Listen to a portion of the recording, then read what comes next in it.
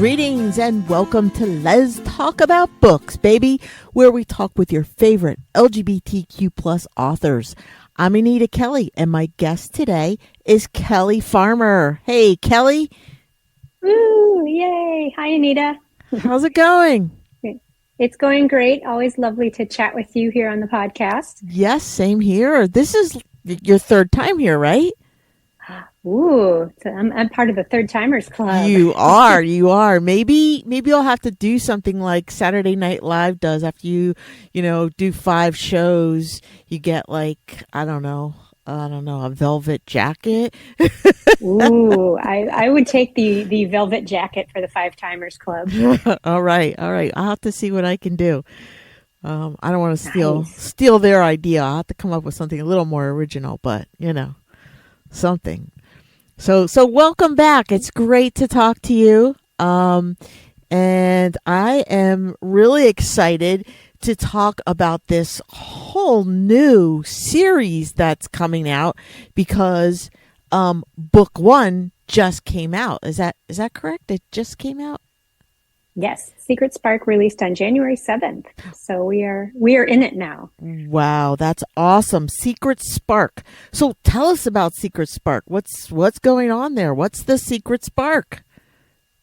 Well, so the secret is that it's a mistaken secret identity story. The trilogy that this is starting, the Vector City Supers trilogy, it takes place in an alternate reality where superheroes and villains just, kind of live amongst us. And so in this story, obviously, as one does. Yes. In this story, Sadie, who is the norm, as in she doesn't have superpowers, she thinks that her hot new neighbor that just moved in is one of the city's superheroes, but Joan is actually a supervillain named Spark. And she shoots fire. That is her superpower. Wow. And of course, shenanigans ensue because, the more they get into it, Joan keeps digging the hole deeper because Sadie's like, I'm dating a superhero. And Joan is like, I have to tell her, but I like her. and she'll totally not want to be with a supervillain. So, wow. So lots of those wacky scenarios. Oh, that's fun. So Joan is actually the Secret Spark. Yes, that's her secret. She is Spark. Cool. Very cool. And I'm wondering, like, are there blurred lines between the heroes and villains? Because it sounds like even though Joan is like a villain, she can't be that much of a villain if, someone's like, if she's a romance main character. Yeah, like if Sadie's falling for her. Yeah, they definitely, in this world, there's sort of the overarching theme of not all heroes are good and not all villains are bad. Joan became a villain out of necessity because when, you're born with a strange ability that you don't understand, you can cause a lot of destruction and chaos when you're younger. And so people were very much afraid of her because she shoots fire. That's a scary thing. Yeah. So, deep down, she's always kind of wanted to not be a bad guy. And so she's actually, on Sadie's flip side, Sadie has a history of dating people that treat her very badly and take advantage of her kindness. And so, one of the things is that Joan never takes advantage of her kindness because she hasn't seen a lot of it in her life. Oh. So she's actually like the best partner Sadie has had so far, just, minus this little secret that, by the way, I'm a supervillain. Just a little minor thing. This little tiny detail. And Joan's twin brother, Mark, he is also a supervillain and he shoots ice. Oh. Again, as one does. So she's had her twin to go through all of this with, fortunately. And they kind of support each other and help each other, so that they kind of, I think they're each other's kind of moral compasses in a lot of ways. Okay. Were their parents villains as well? No, their parents were not, and actually, their Mark and Joan's story was that they were kicked out of their house when they were 16, Oh. for causing too much destruction, basically, and their parents thought it would be easier for them to sort of like go do what you're going to do in the city. You Mm-hmm. always kind of like in movies and TV, it's always like the city, Yeah. the Yep. big bad city. Yep. So, Yeah. Wow. so yeah, go do your destruction in the city. There's a lot of reality wrapped up in this, right? Yeah, yeah, for sure. And I think there is an intentional sort of mirroring a bit with what a lot of young queer people go through, Yeah. where they're kicked out of their homes for being different or their parents disapprove. Mm-hmm. And Mark and Joan are both gay, so that's sort of like it is very much similar to a lot of things that can happen. Yeah. For people who, again, who just maybe aren't living the traditional lifestyle. I'm saying that in air quotes. Yeah. Yeah. Um, yeah. So it's Yeah. It does sound like it's like there is a lot of reality, or it's based in a lot of reality in that, right? The kids are kicked out at 16, and that's usually when kids start, finding themselves and venturing out, from under their parents' wings. And some parents just either can't or won't deal with that well, and yeah, kick kids out, yeah, and yeah. So yeah. Mark and Joan are fire and ice, huh? Spark and ice. Spark and ice. Okay, all right, Yeah. very cool. There's a So, lot of other villains too and superheroes. Yeah, and I tried to make it easy for the readers because, with superhero names, first of all, just finding things that weren't taken. mm-hmm, That's always a fun challenge. yeah, And I kind of wanted them to be easy to like their super secret identity name is their superpower. uh-huh. So we have like Spark and Ice. They pal around with a guy whose name is Breeze, because he like wind and that kind of thing is his power. Um, there's Trick. He's the bad guy who does mind control. Oh, So he tricks people.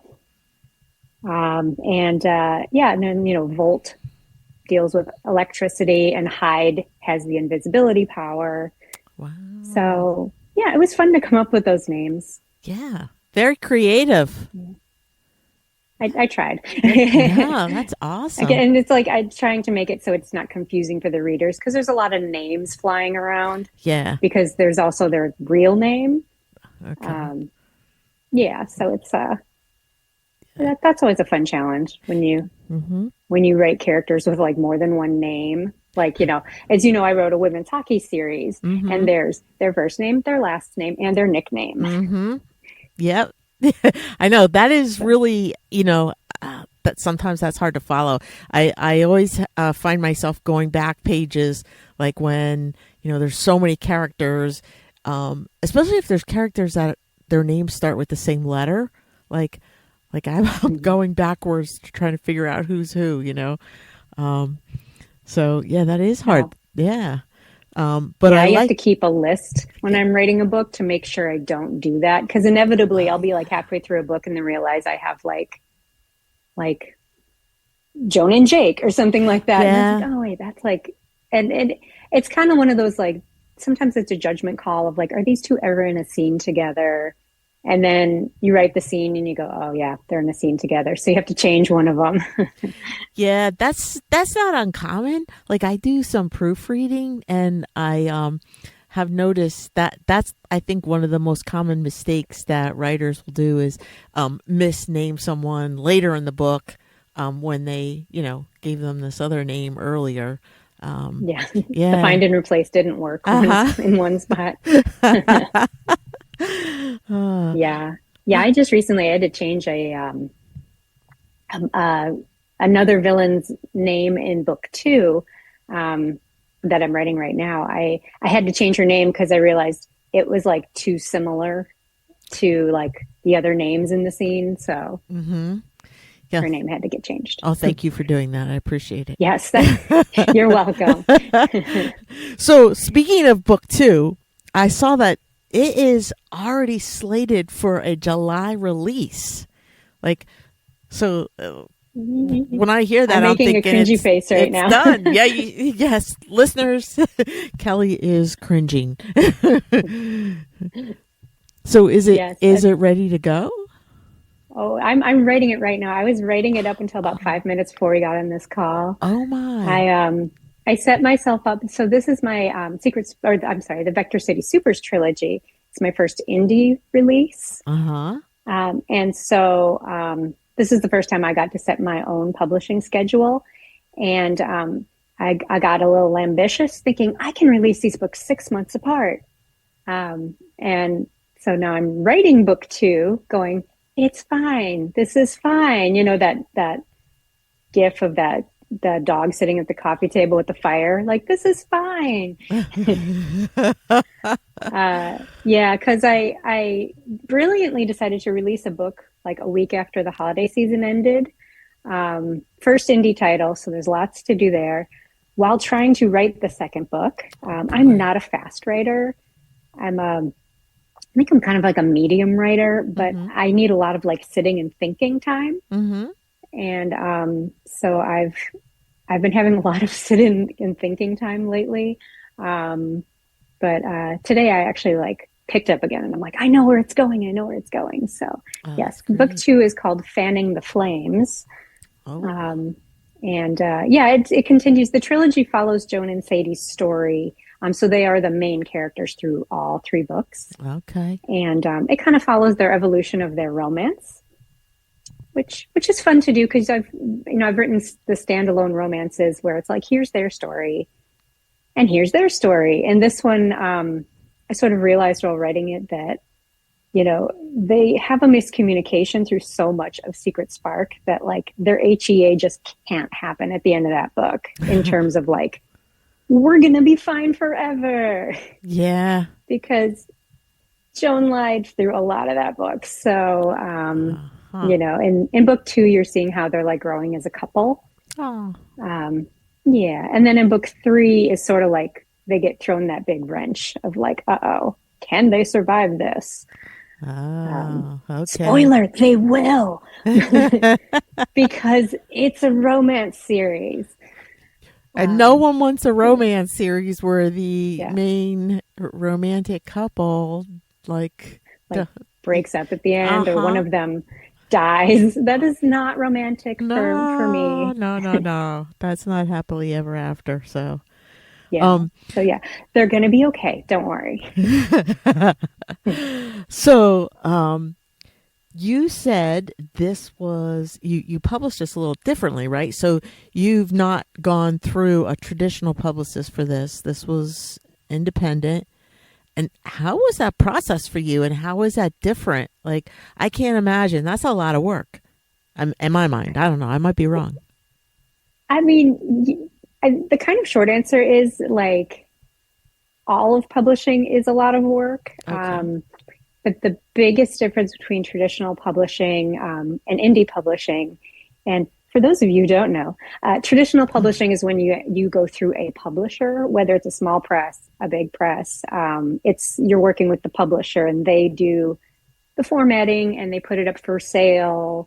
They do all the stuff, Mm-hmm. and you write the book and edit it. And then indie or self-publishing is when you do all that work yourself. Or you hire someone to do it. Okay. So yeah, it was the good thing was that I've published 4 books, so I know the drill. And so as far as like writing and editing and marketing and promotion, I already knew like that side of it, so that was extremely helpful. The thing that actually had prevented me from doing indie publishing for a long time was I was just really scared of all the technological stuff, Okay. like Yeah. uploading the book to retailers and all that kind of stuff. And so I kind of had to get over myself because I am like an anxious ball of anxiety all the time, and I had kind of built it up in my head as like this big scary monster that Yeah. was going to eat me. Yeah. Um, And I finally, I have some friends who talked me down. I have to give a shout out to my friend Shannon Schroeder. She writes romance, and she basically just told me like, if you make a mistake, you can fix it. You can just fix it. You can change it. And Shannon, so you're a that was, wise woman. and I was kind of like, okay, you're right. Like if I screw up, I can just fix it because that's the magic of indie publishing is you can, if you have a screw up, you can just upload another copy of your book. Like, oh, it's fine here. Um, So let me ask you, when you're so doing yeah. indie publishing, is everything an ebook or do you have like a physical copy of a book? I got paperbacks made of this book. Wow. Yeah, there's so much amazing technology now that actually just blows my mind. There's a program called Vela or Vellum. I'm sorry, Vela is something else.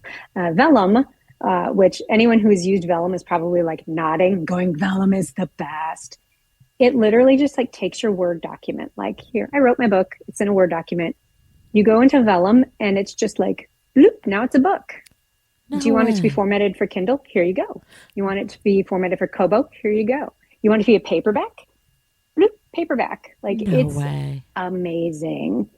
Wow. And it formats text messages to actually look like text messages with emojis and everything, which, to be honest, I've been with two different traditional publishers and neither one of them did that for me. So I am like over the moon about my text messages. That's so cool. Uh, yeah. So, yeah, it's just the cool technology is just literally like you get I hired a cover designer, support artists. Please do not use AI covers. Pay your cover artists. There you go. So Steve, my wonderful cover artist, he just he designed the cover and then he formatted it to like fit um, a couple different retailers who sell paperbacks, and then yeah, you just go. I would like paperbacks made, please. If you, I'm getting into the technical weeds, but Ingram Spark is kind of a big distributor. If you choose to go wide, I'm saying that in quotes. Wide means that you are having your books for sale like everywhere. If you choose to do Kindle Unlimited, which is great, I have no judgments on how people choose to publish. Mm-hmm. If you do Kindle Unlimited, then you're like exclusive with Kindle, I see. so they can sell your paperbacks for sure, and your ebooks. Mm-hmm. And so you can also you can sell through paperbacks through Amazon. You can sell paperbacks through Ingram Spark. Um, you Hmm. can I guess you could print them yourself, but maybe don't do that. That sounds hard. So did you have to learn all this yourself or did you have like some kind of mentor? Like did she know the ropes and teach you the ropes or did you have to like learn all this on your own? I did like I did do some reach out to friends who I know have done it before. I also had some very kind writer friends who were just like, "Here's some information." Like, you're freaking out. Don't freak out. Here's some information. So yeah, I mean, I read a lot. There's a Facebook group called Wide for the Win, which if you know you're thinking about doing wide publishing, that like they answer so many questions. Like anytime I would like search the group, it would be like, oh, there's the answer, or here's five different answers. Um, and so what I did, this is tip for people with anxiety. I just did like a little bit every week. Like, early on, it was sort of like, let me learn just about this thing. Let me learn about the different distributors. Let me learn about, ISBN numbers, copyright. And I just did like a little bit every week, and that was super helpful to make it not feel quite so overwhelming. Yeah. Um, yeah, and then when it became time to like put the books up for pre-order, it was like, take your time. Like it's not all going to happen in 5 minutes. Mm-hmm. So yeah, it was a lot of that. It was a lot of texting people like, hey, I have a question. Or like DMing on social media, like, just wanted to make sure, am I doing this right? Um, Wow. so Wow. yeah, that's the magic of writer friends Yeah. is they're very giving of advice. Yeah. That is awesome that have those people in your life that they can share that knowledge with you. That really is. Um, Yeah. and, And what's and cool is like now that I've gone through it with one book, now I can be like that person to be like, here's what I've done. yeah. Yeah. That's awesome. Giving back. Yeah, absolutely. So, I wanted to ask you, you were talking about like learning about how to do like indie publishing, but was there a lot of research that went into whatever you needed to know for Secret Spark? Like, what kind of research, if any, did you do for that? The best kind of research because I got to watch movies and TV shows, which, that's the best kind when you have an idea and then you're like, so now I need to see the existing media. Okay. Um, first of all, to make sure any of my ideas aren't things that like have already been used in the broad sense, like that there's not another story about somebody who's pretending to be a superhero who falls in love with a cute redhead, like, like that kind of stuff. Yeah. Um, but also sometimes just to get ideas, um, to spark sort of like, oh yeah, that's a really good idea. Shout out to Supergirl. I binged Supergirl. Wow. So if anyone reads any of these books and is like, that kind of reminds me of, or is that a nod to, I will be like, yes. Awesome. Something you There's, said reminded me of Jessica Jones. I forget what it was. Oh, maybe the one character you named. I can't think of who it was now, but yeah.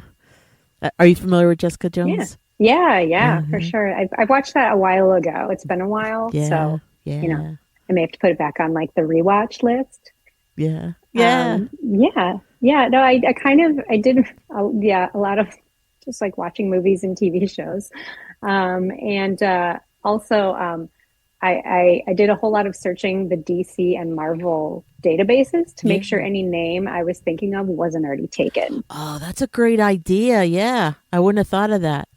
But yeah. I mean, I know that there's so many other wonderful like comic book and graphic novel um, companies, for Yeah. lack of a better word. I know there's so many other ones out there, but I kind of thought like, DC and Marvel are the big ones. So I'm Yep. like, Yep. if someone is just kind of a casual fan, those are the ones they'll know.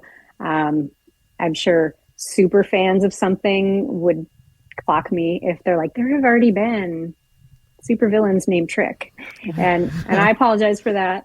But yeah, I just sort of figured. I wanted to make sure like there's there's a character from the olden days of superhero dumb named Amazing Woman. And I was Really? like, has there never been an Amazing Woman? I never heard of Amazing Woman. Well, that's why I claimed her. So All right.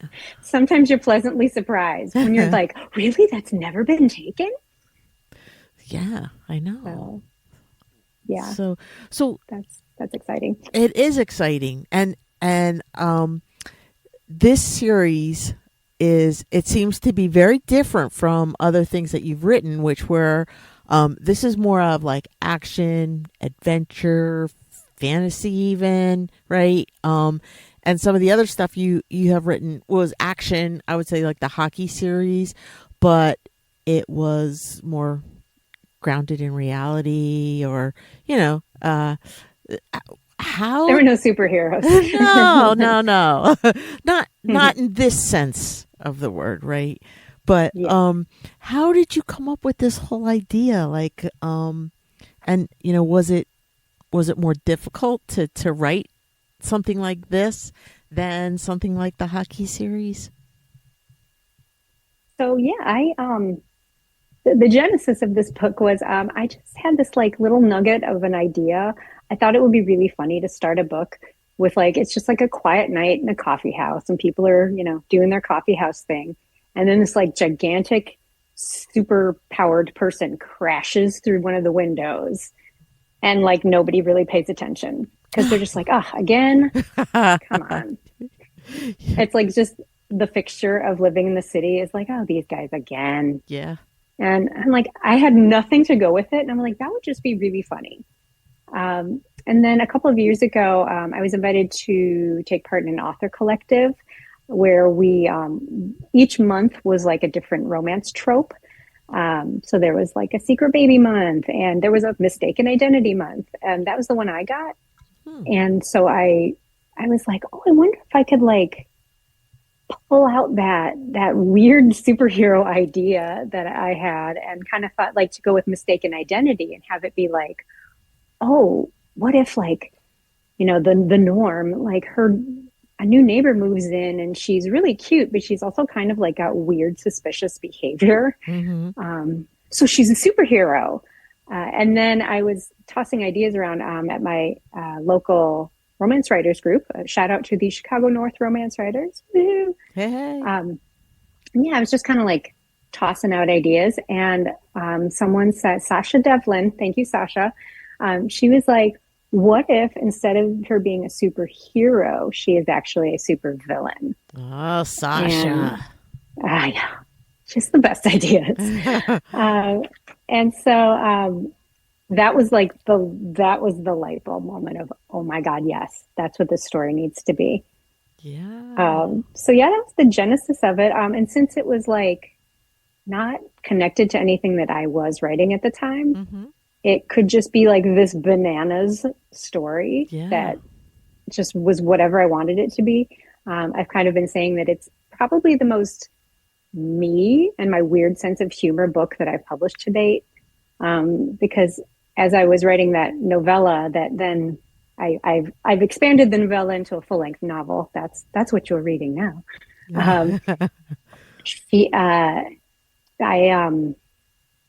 I lost my train of thought. My train of thought got derailed. When I was writing it, I was just like, what is the just dumbest thing that could happen in this scene? Like, what is ridiculous, but like more ridiculous? And that was the thing that I wrote. So it's just full of shenanigans. Yeah. Yeah. Shenanigans is one of my favorite words. Yeah. And I mean, I love that word, but it truly does apply to this. Like, they're just shenanigans. So as far as like writing this versus something that is steeped in reality, there was much more world building because I had to sort of decide on the rules of this alternate reality. Yes. And I was like, it's basically this world just with people who have superpowers. And then how that affects the norms, like the everyday people who are just trying to like work in a coffee shop and, not pay crazy high insurance rates because the superheroes keep destroying everything. Mm-hmm. So yeah, that was super fun. So on one hand, there was like more work on that, but there was also so much more freedom to write whatever I wanted to. Yeah. You could make things up and no one could, check it, fact check. Yeah. People, I mean, in my world, people are born with superpowers. Mm-hmm. And so, it's just kind of like, it was really fun to sort of be like, okay, so how does it actually feel if you've got like fire roiling around inside your body? Like, what does that do? How does it come out? Mm-hmm. There was a lot of like, where does it come out of, Joan? And how does it come out? And when? And, how do you manipulate it? And, so that's like the super fun stuff. That's just the freedom. That's and then, imaginative too, Yeah. And again, if there's like things in the real world that you don't like, you can change them or fix them. Yeah. Because like, that's the beauty of art. Alternate reality. Yeah. And what, like, building these like character development, did you do that beforehand or as you went along, because this was kind of like a whole new kind of thing for you? I did have to, before I started writing it, I had to like map out like who are the superheroes, who are the supervillains, and like who they actually are, and it was sort of broad strokes for the more secondary characters. Mm-hmm. Like, okay, Ketch is a big stick in the mud whose sole focus is justice. She's a superhero and she only Okay. wants justice. And you know, so I kind of had to like think in broad strokes, but then for Joan and for Mark, because you know they're main characters, and Perry too. Perry is Breeze. He's also pretty important. I had to like really get to know them, Okay. and you know, not and it's sort of that twofold, like know them as a person, but also know them as a person with superpowers Mm-hmm. and how the superpowers affect them, or you know, enhance certain things about their life, or make certain things kind of difficult. Like they all wear sunglasses in public because their eyes can sometimes like shoot little sparks off or little bits of ice. Like if you're particularly upset about something. Ah, So okay. they don't want to get, you know, discovered in public if that happens. Okay. That's a cool So little yeah. thing. Yeah. And it's also, and to also sort of deciding on, for just like everyday folks like you and me, as far as I know, you might have superpowers. I Uh, don't know. I think we all have superpowers, really. We do, for sure, for sure. You know, maybe they're not things like flying, Mm-hmm. but Mm-hmm. but we have superpowers in other ways. Yeah. But yeah, and in this world, it's also sort of like how has living in that environment affected normal people, or Mm-hmm. does it affect them? Mm-hmm.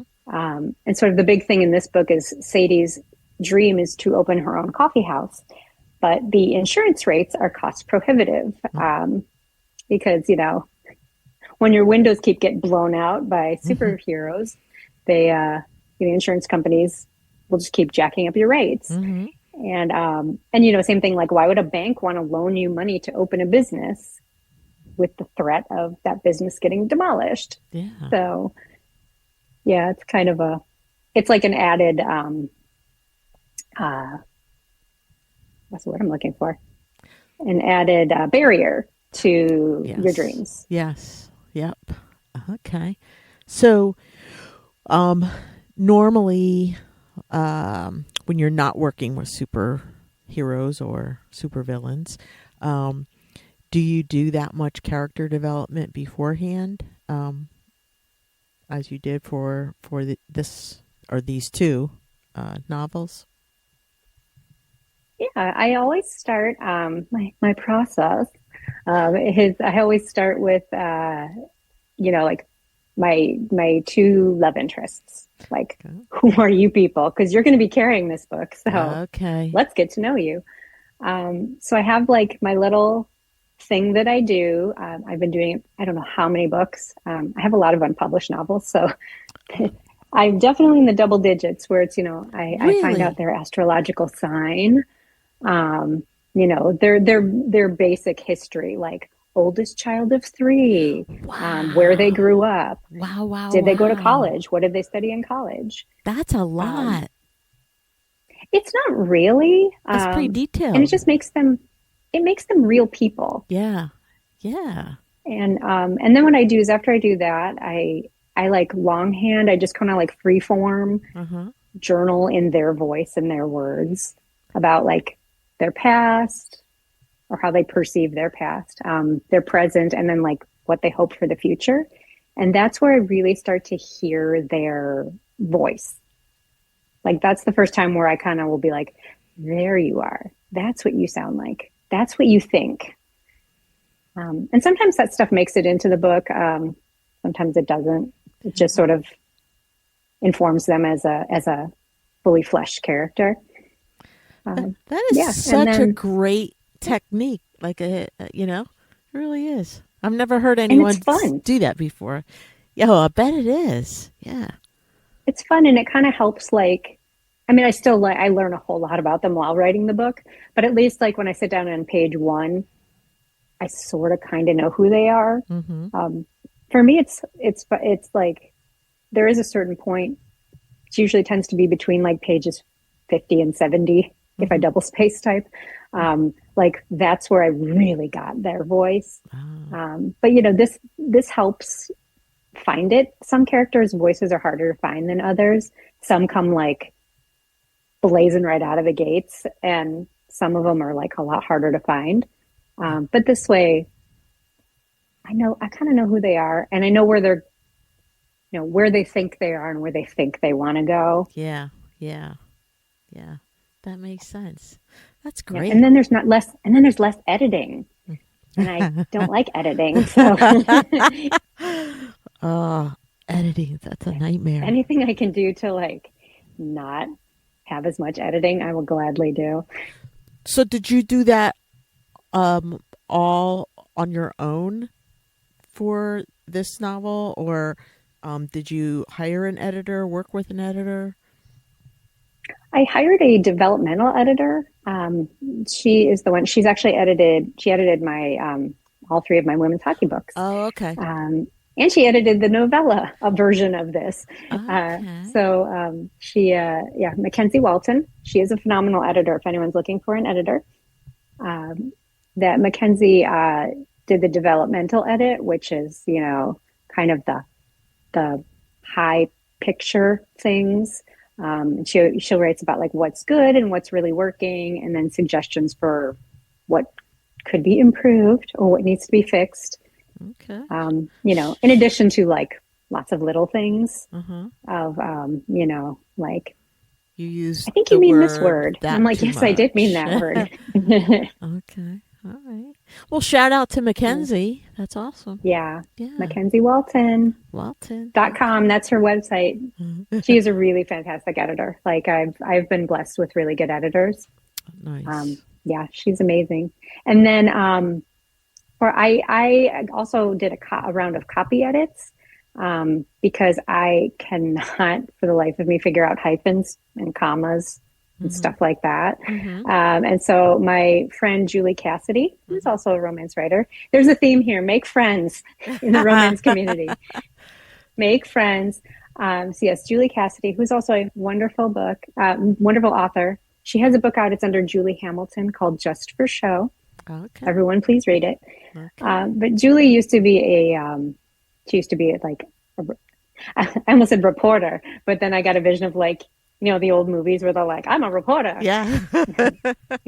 She used to work for a newspaper, and so she actually understands those rules of grammar. And Yes. bless her, has tried to explain to me why hyphens go and where they go. And I'm like, Uh-huh. could you just fix it for me? So, so yeah, so I had a It's copy nice edit to have where a friend she, like that. oh yeah, because I'm like, hyphen here? Uh-huh. Uh-huh. And she's like, no, no hyphen here because blah, blah, blah. But hyphen here because blah, blah, blah. Uh-huh. I've gotten better, but I just, I want my books to be as professional and polished as possible. Yeah. And that includes knowing that you don't know certain things and just letting other people do them. Yeah, those are like rules you learned in grade school that you just didn't. I know for me, I didn't carry with me, you know. So And they change over time too, like do the yeah. the elements of style and the AP style and the Chicago Manual of Style, they change. So Yes, they what do. was true is no longer true. Yeah. Yep. That's so true. That's true. That is true. So it's been a while since we spoke, right? It's Yeah, been a little while, and well, a little while. yeah. Well, at that time, you were um I think you had just released It's a Fabulous Life, which was it was a holiday romance, right? Yes, it's a Sapphic, It's a Wonderful Life retelling with drag queen angels. I know. Yay. So I haven't, yeah, so that book kind of is like in between of like set in reality and some fantasy. It's kind of like the bridge between the two. So will there be more holiday romance novels in your future? I would love to have more. I love Christmas movies. Yeah. Yeah, I have written a couple of chapters of, I wrote a Sapphic It's a Wonderful Life retelling. So then I went and wrote a Sapphic Elf All retelling right. That's one of my because, favorites. Yeah, I know Elf is either someone's favorite movie or they hate it. There's Really? no in between with Elf. I don't Yeah. think I've ever met anyone who hated it. I know a few people who are like, Wow. "Oh my God, no, why?" Oh, I even had an But elf advent calendar this year. oh, that's It cute. was cute. Yeah. It was fun. Oh, Yeah. yeah. So I've written a little bit of a book called A Very Sunny Christmas, um, and uh, and it's out on submission. It's been out on submission for some time now with my agent. Okay. Shout out to my agent, Ava Scalzo. Hey, Ava. I'm just shouting people out. Yeah. The, ti- the title of this podcast is just Kelly shouts out a bunch of awesome people. All right. But yeah, she's had it out on submission for a while. And traditional publishing moves at the speed of mud, like as fast as indie publishing goes. Like indie publishing is whenever you want to put it out, and traditional publishing is like sludge. Oh, wow. So yeah, so that's been out for a while. We'll see what happens. Okay. Again, that's just kind of like light and happy, Mm-hmm. and again, it's a retelling of Elf.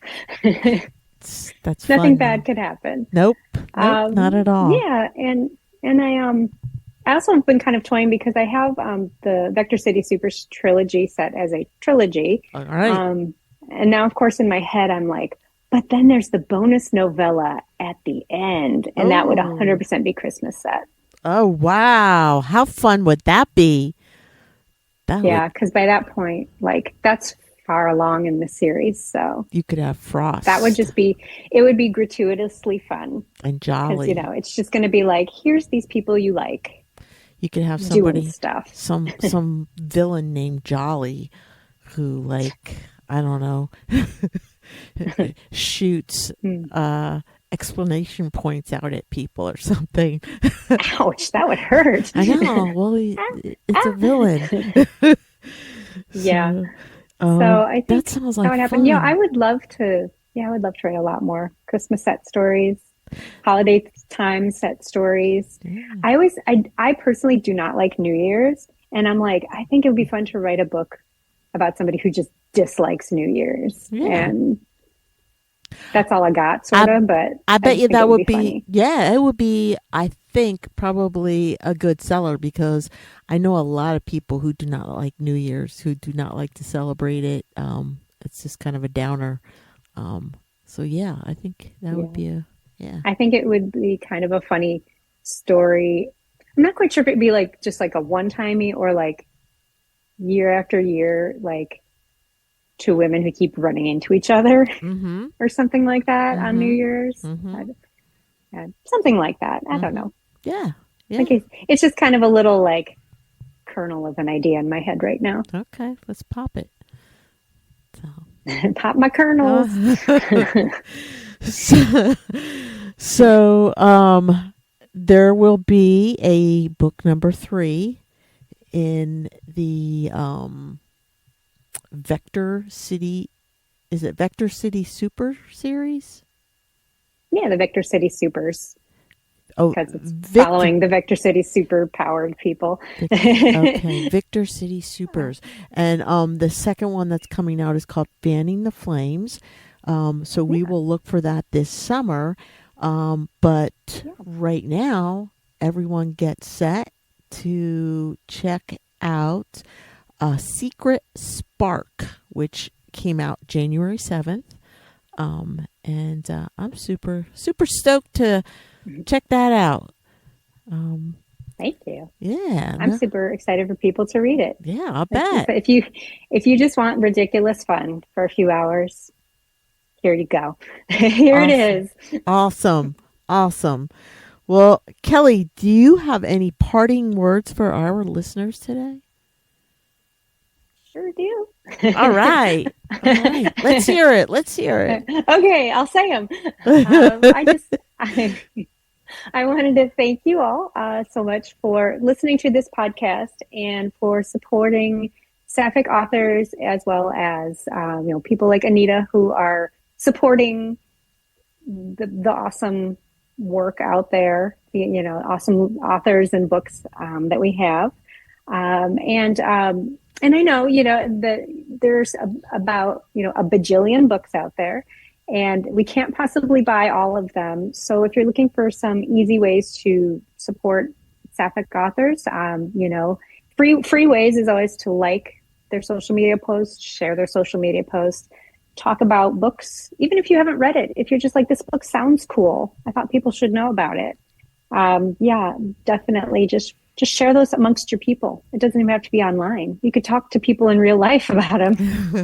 How about Yeah, and that? of course, yeah, I'll always just leave reviews for books that you enjoy. That helps those pesky algorithms, Yeah. discover books and be like, oh, hey, wait, you might like this book too. Yeah. And Kelly, you have a blog, right? Right? Don't you have a I don't blog? have a blog. I do have a monthly newsletter. Oh, it's a monthly Um, newsletter. Okay. Excuse me. Yeah. Sorry. Yeah. If you go to my website, which is kellyfarmerauthor.com, at the bottom of every page on that is a little thingy where you can sign up for my newsletter. I send it once a month, a little bit more if I have exciting things like cover reveals and books that release. Mm-hmm. But yeah, I talk a lot about the publishing process because it's very strange and mysterious at times. But yeah, especially with social media being what it is these days, Yeah. an author's newsletter is like the thing we can control. Yeah. So I would definitely recommend, if you like any author, not just authors, I mean, artists, or other just restaurants. I don't know, if Mm-hmm. somebody's got a newsletter you can sign up for it, because again, if a social media website crashes, you know, or one of the other many terrible things that have happened with social media, then you'll at least get their notifications. And Mm-hmm. that's a great way to stay up to date on what's going on. And a lot of authors do book recommendations, or other, like, if you like this book, you might like this book. Yeah. And that's also a great way to find new books and authors, is just reading newsletters. Yeah. No, it's true. And your newsletter is great. I get it every month. And I love it. Oh, yay. Thank Yeah. you. Yeah. So check that Yay, you out. get it. I, Gmail doesn't say I'm spam. no, it doesn't. Never. Never. Yay. Yeah. Mine will like go into weird folders. I subscribe to my own newsletter to make sure they get delivered. That's smart. And it's funny sometimes where they land in my Gmail. I'm like, why are you in that folder? Get out of that folder. Wow. Really? I've never had that Yeah. happen. Yes. Okay, good. Yay. So listeners, check out Kelly's monthly newsletter. Sign up for it. I think you'll enjoy it too. And check out her latest release called Secret Spark. I think you're going to like that too. It sounds like it. So Kelly, thank you so much for being with us. It has been a pleasure talking with you as always. And that is all the time we have for today. And I'm Anita Kelly. And thanks for joining Liz Talk About Books, baby. Until next time, may your journey be lighthearted, peace be plenty, and be safe, folks.